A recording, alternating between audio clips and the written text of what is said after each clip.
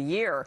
And Dan, let's go to you on your take on these numbers, because you say what we actually talked about this morning when I was with Charles Payne and Maria. We were talking about the fact that, you know, these numbers, if you get into them, don't look as positive as first blush. And you're in that same camp as well. You say basically they stunk.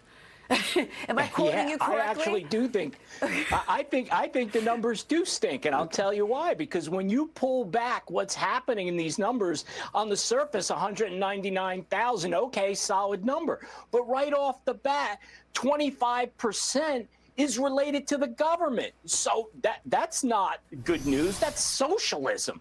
And even with 20% related to the hospitality industry, those are generally lower paying positions. So when I look at this, I am not impressed, and I believe that we are really seeing the beginning of a potentially significant slowdown. Now, does that mean recession? Not necessarily, but it certainly, to me, is not positive news economically. So you're not calling for a recession, but you're not jumping up and down about the numbers. No, I am not celebrating these numbers at all. Gotcha. Yeah, well, obviously you are not. Still trying to wrap my head around Bitcoin right now. All of a sudden, you get this big move in Bitcoin. We go from 41,000 up to 43,000, 42,000, 43,000. Dan, what do you make of it? I mean, there seems to be this feeling that Bitcoin is back. Well, let's put it You're this laughing. way. To start with, I would not be buying into this Bitcoin rally. Now, obviously, digital currency is not going anywhere, but to me, it is entirely too volatile. And the way it moves doesn't make a lot of sense.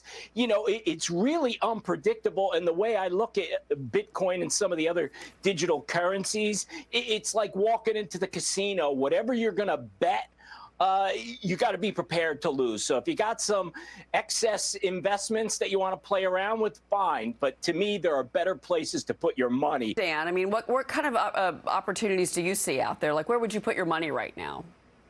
Well, I got to tell you what's really getting a lot of attention right now are these weight loss drugs.